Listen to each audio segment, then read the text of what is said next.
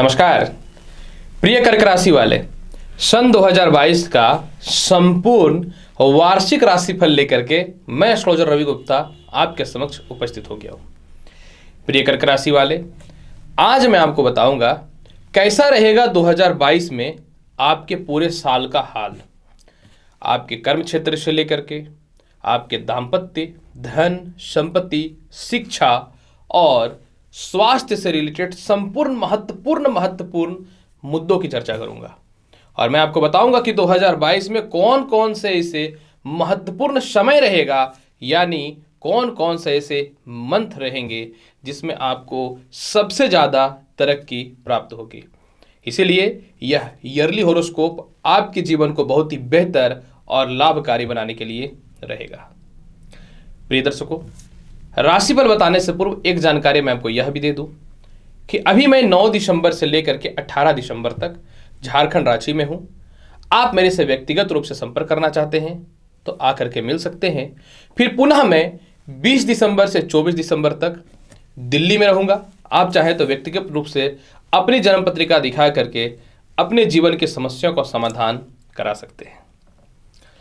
प्रिय कर्क राशि वाले, 2022 का शुरुआत आपके लिए निश्चित तौर पे बहुत ही बेहतर रहने वाला है। क्यों होगा, किस लिए होगा, इसकी संपूर्ण जानकारी मैं दूं इससे पहले आपको यह बता दूं, मैं यही बोलना चाहूँगा कि ये 2022 का शुरुआत जो है आपके लिए लाभकारी हो, उन्नतिकारक हो। जिंदगी में अगर कुछ गलतियां हुई हैं, किसी चीज़ों में असफलताएं मिली हैं, तो पुनः जो है अपने कर्म क्षेत्र को डेडिकेट होकर के लगाना चालू करिए। जीवन में अगर सफलताएं नहीं मिली, क्यों नहीं मिल पा रही हैं, यह जीवन में ना चाह करके भी आप अपने जीवन में असफलताओं की ओर प्रेरित हो गए, तो उसको पुनः सफलता की ओर किस प्रकार से जाने हैं, इस पे भी आपको पूरा डेडिकेशन लगाना चाहिए। तो इसलिए मैं ईश्वर से यही कामना करूंगा कि 2022 का साल आपके लिए लाभकारी हो, उन्नतिकारक हो। यही मैं ईश्वर से कामना करता हूं, ताकि जब आप सफल हों तो कोई आपको कुछ बिगाड़ ना पाए। मैं तो यही बोलूंगा। तो चलिए कर्क राशि वाले, सर्वप्रथम मैं चर्चा करता हूं कैसा रहेगा 2022 में आपके जीवन में कर्म क्षेत्र का हाल। कर्क राशि वाले, देखिए, आपके कर्म क्षेत्र के मालिक जो होते हैं वह मंगल होते हैं। मंगल की चर्चा अगर करूं तो मंगल जनवरी, फरवरी, मार्च और इसके बाद फिर जो है जुलाई और अगस्त की अगर चर्चा करूं तो इनकी सीधी दृष्टि कर्म क्षेत्र के स्थितियों पर रहेगी। यानी कर्म क्षेत्र का अधिपति जनवरी, फरवरी, मार्च और जून और अगस्त में जो है लाभकारी परिस्थितियों में रहेगा, यानी जून से अगस्त शुभ स्थितियों में रहेगा। अतः यह समय जो आपके जीवन का रहेगा अत्यधिक सफलताकारी, उन्नतिकारक और नए नए व्यापार, नए नए नौकरियों में तरक्की दिलाने वाला रहेगा। क्योंकि ये सीधे कर्म क्षेत्र के अधिपति हैं, तो कर्म क्षेत्रों के अधिपतियों में अगर वृद्धि होती है, उनकी स्थितियों में शुभता आती है, तो वह ज़्यादा तरक्की देते हैं। अगर छोटे ग्रहों की बात करूं तो मई में और जून में सूर्य उच्चस्थ अवस्था में कर्म क्षेत्र में यानी 10th हाउस में रहेंगे। इस समय आप अपने जीवन में सबसे ज़्यादा सफल रहिएगा, क्योंकि मंगल और सूर्य की युति होगी।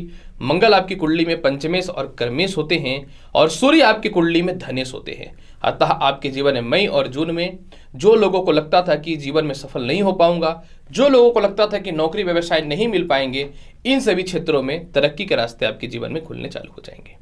अगर मैं बात करूं शुक्र की, तो शुक्र जो है मई और जून में आपके कर्म क्षेत्र में जो है गोचर करेंगे। अतः मई और जून में भी जो है आपको बड़े बड़े नौकरी के अपॉर्चुनिटी मिल सकते हैं, बड़े बड़े तरक्की के रास्ते मिल सकते हैं। इस समय विदेशों से एक्सपोर्ट इंपोर्ट के अलावा हर क्षेत्रों में सफलताएं के रास्ते खुल सकते हैं। तो क्या वाकई में 2022 में कोई ऐसा समय है जो थोड़ा डिस्टर्ब कर सकता है? बिल्कुल। 29 अप्रैल से 12 जुलाई तक शनि जो है कुंभ राशि में रहेंगे और शनि की तीसरी दृष्टि जो रहेगी वो नीचस्थ अवस्था के कर्म क्षेत्र पर रहेगी। अतः आपको अप्रैल से जुलाई के मध्य में सीनियर अधिकारी हो या पिता हो या जो भी आपके वेल विशर हो या जिनके अधीन रह करके काम आप करना चाहते हैं या व्यापार में कुछ अच्छे कस्टमर्स हो, उन लोगों से बस मतभेद नहीं करना है और किसी भी सिचुएशन में पार्टनरशिपिंग से लेकर के या व्यापारिक स्थितियों में नौकरी में गड़बड़ी नहीं करना है, अकबका करके व्यापार को बंद नहीं करना है या नौकरी में परिवर्तन नहीं करना है। क्योंकि ज्योतिष शास्त्र जो होता है किसी को बदलने का शास्त्र नहीं है, बताने का शास्त्र है। बदलना नहीं बदलना तो ये आपके ऊपर डिपेंड करता है। तो इसलिए मैं यही बोलूंगा कि ये समय में थोड़ा आपको बचना चाहिए। इसके अलावा एक तथ्य यह भी है कि साल के अंतिम पड़ाव में सूर्य और बुध अक्टूबर और नवंबर में आपके जीवन में कर्म क्षेत्र में गोचर करेंगे। अतः यह समय साल के अंतिम समय में भी अचानक नौकरी व्यवसाय में तरक्की देने वाला रहेगा। अगर मैं चर्चा करूं आय और धन की स्थिति कैसी रहने वाली है, क्योंकि आय और धन के बिना तो कुछ चल ही नहीं सकता। अगर आय और धन की चर्चा करना चाहें तो देखिए, सूर्य जो आपकी कुंडली में धन के कारक होते हैं और शुक्र जो आपकी कुंडली में आय के कारक होते हैं, अगर इनकी चर्चा करूं तो शुक्र जो है आपके जीवन में सबसे पहले जो आय कारक ग्रह है, मई और जून में आय स्थान में रहेंगे। अतः साल का यह समय जब अपने स्वयं की राशि अपने स्वयं के स्थान में रहेंगे तो सबसे ज्यादा जो है आपके जीवन में धन और आय को बढ़ाने वाला रहेगा। इसके अलावा फिर जो है सूर्य और बुध जो है अप्रैल, मई और जून में आय स्थान में बैठेंगे और बुध आदित्य योग की उत्पत्ति कर देंगे।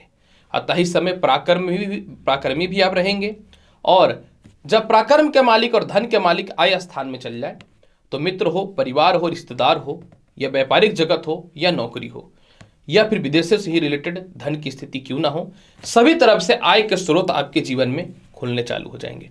यानी साल का यह वह समय रहेगा जहां सबसे ज्यादा आपको आय और धन की प्राप्ति होने वाली रहेगी। इसी समय कर्ज की मुक्ति भी आप कर पाएंगे।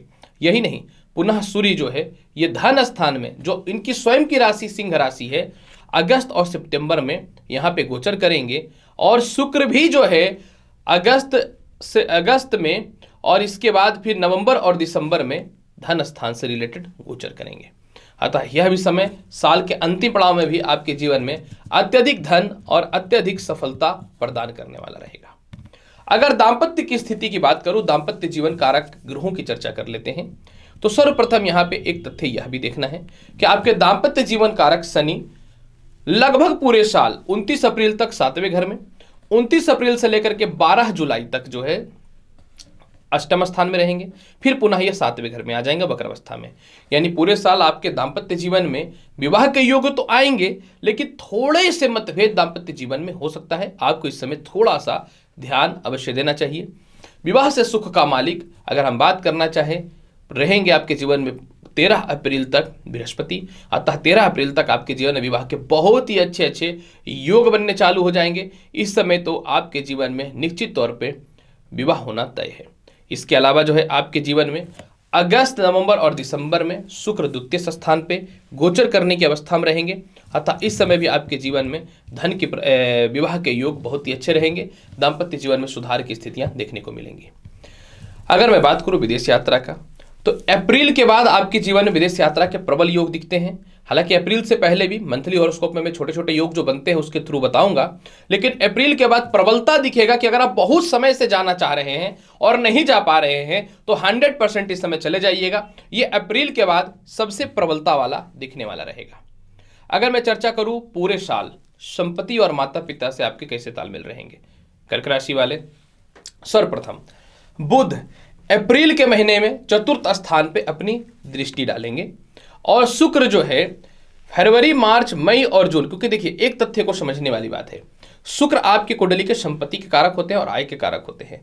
निश्चित तौर पे आय बढ़ेगा तो संपत्ति की प्राप्ति होगी, या फिर संपत्ति बिकेगा तो आय की प्राप्ति होगी। तो सर्वप्रथम शुक्र की गोचर की चर्चा कर दे तो शुक्र फरवरी, मार्च, मई और जून में बहुत ही शुभ अवस्था में रहेंगे। यानी साल के शुरुआत में ही फरवरी से ही आपके जीवन में जून तक अत्यधिक भूमि, मकान, वाहन और संपत्ति के योग दिखने चालू हो जाएंगे। संपत्ति नहीं बिक पा रहे थे, बिकने चालू हो जाएंगे। संपत्ति विवाद में कमियां दिखनी चालू हो जाएंगी, और संपत्ति से रिलेटेड या वाहन से रिलेटेड समस्या ही दूर हो जाएंगे। यह महत्वपूर्ण नहीं है, इसके योग को बढ़ा देगा बुध जब यह अप्रैल में चतुर्थ स्थान पे अपनी दृष्टि डालेगा, और शुक्र का और बुध का लक्ष्मी नारायण की स्थिति बनेगी, जो योग बहुत शुभ होता है। इस समय अचानक बड़े संपत्ति का योग दिखेगा, और मंगल जो है जून और अगस्त के मध्य में भी चतुर्थ स्थान पे अपनी स्वयं की राशि में बैठ के दृष्टि डालेगा, जहां मंगल और शुक्र में समग्री संबंध होता है। अतः जून से अगस्त के मध्य का समय अत्यधिक संपत्ति के योग दिखेंगे, और पूरे समय में जो है इस समय माता पिता से तालमेल भी आपके बहुत ही अच्छे रहेंगे। अगर कर्क राशि वाले में चर्चा करूं कैसा रहेगा आपके जीवन में शिक्षा, संतान और लव रिलेशन, प्रेम की स्थिति की बात, सबसे पहली बात यहाँ पे एक चीज देखने वाली बात है, बुध जो है आपकी कुंडली में अप्रैल में पंचम स्थान पर दृष्टि डालेंगे। अगर मैं मंगल की चर्चा करूं तो मंगल की स्थिति की बात करूं तो मंगल आपकी कुंडली के प्रेम और संतान और शिक्षा के कारक होते हैं। ऐसे तो पूरे साल मंगल की स्थिति बहुत ही अच्छी रहेगी, लेकिन आपके जीवन में बुध अप्रैल में पंचम स्थान पर दृष्टि डालेंगे। अतः अप्रैल में प्रेम संबंध में सुधार हो जाएंगे, शिक्षा में बढ़ोतरी हो जाएगा, मानसिक शांति देखने को मिलेंगे और अच्छे अच्छे लोगों से संपर्क भी हो जाएंगे। यही नहीं, मई और जून में पंचम स्थान, जो पंचम स्थान के कारक सूर्य होते हैं, वह दृष्टि डालेंगे। अतः मई और जून में भी आपके जीवन में उन्नति, संतान की तरक्की, संतान सुखों में वृद्धि, प्रेम से विवाह के योगों में वृद्धि दिखने चालू हो जाएंगे। और साल के अंतिम समय में मंगल स्वयं जो है पंचम स्थान पे विराजमान की स्थिति में रहेंगे। अतः आपके जीवन में अगस्त से अक्टूबर का मध्य भी बहुत ही अच्छा रहेगा। स्वास्थ्य कारक अगर बृहस्पति की चर्चा करें, स्वास्थ्य कारक बृहस्पति बहुत ही अच्छे रहने वाले हैं पूरे साल। 13 अप्रैल तक अष्टम स्थान में है। अष्टम स्थान के बृहस्पति कारक होते हैं, बस आपको अपने शरीर का वजन बढ़ने पर नियंत्रण करना है। 13 अप्रैल के बाद मंगल स्वयं की राशि भाग्य स्थान में जाकर हंस योग बना देंगे। अतः 13 अप्रैल के बाद आपके जीवन में स्वास्थ्य ऐसे भी खराब हो ही नहीं सकता है। अतः पूरा साल आपके लिए बहुत ही लाभकारी है। केस मुकदमा की अगर चर्चा करूं तो पूरे साल आपको सिर्फ 29 अप्रैल से 12 जुलाई के मध्य में केस मुकदमा या फिर ससुराल पक्ष मतभेद या किसी प्रकार का डिवोर्स वगैरह का विवाद से जो परेशानियां थी, इस समय थोड़ा बढ़ सकता है। हालांकि पूरे साल बहुत ही अच्छा रहने वाला है कर्क राशि वाले। कर्क राशि वाले अगर पूरे साल को बहुत बेहतर बनाना चाहिए तो क्या करना चाहिए? 29 अप्रैल से 12 जुलाई तक शिव चालीसा का पाठ करना चाहिए। आय कारक मंगल का पूरे साल आपको, यानी आय कारक मंगल पूरे साल आप हनुमान जी के चरणों में चमेली का तेल और थोड़ा सा सिंदूर अवश्य अर्पित करिए। पूरे साल को बहुत बेहतर बनाने के लिए आपको शनि के प्रभाव से ज्यादा बृहस्पति के प्रभाव को देखना है, क्योंकि बृहस्पति भाग्य के कारक होते हैं, स्वास्थ्य के कारक होते हैं। तो आप पूरे साल का शुरुआत अगर बहुत ही बेहतर करना चाहते हैं तो विष्णु जी को प्रत्येक दिन एक पीस या तो छुआड़े का या फिर खजूर का भोग प्रत्येक दिन एक पीस लगाइए। पूरे साल तरक्की के रास्ते खुलने चालू हो जाएंगे। चंदन, हल्दी, केसर का तिलक लगाइए और हर गुरुवार के दिन जो है पीले रंग का वस्त्र का प्रयोग करना आपके लिए बहुत ही लाभकारी रहेगा। परंतु एक बात मैं बोलूंगा कि किसी भी सिचुएशन में सिर्फ आपको अप्रैल से जुलाई के मध्य में पिता से, सीनियर अधिकारियों से, किसी से मतभेद नहीं करना है, क्योंकि बस यही साल ऐसा रहेगा जो आपके कर्म क्षेत्र को प्रभावित करेगा। तो प्रिय कर्क राशि वाले, कैसा रहेगा 2022 का संपूर्ण वृत्तांत जानकारी मैंने आपके समक्ष प्रस्तुत किया है। उम्मीद करता हूं कि बताई गई जानकारी से आप पूर्ण रूप से संतुष्ट होंगे। तो आप मेरे चैनल पर नए हैं तो चैनल को लाइक करिए, शेयर करिए, सब्सक्राइब करिए। मिलूंगा अगली वीडियो में और महत्वपूर्ण और ज्ञानवर्धक जानकारी के साथ। तब तक के लिए नमस्कार, अच्छे से रहिए, धन्यवाद।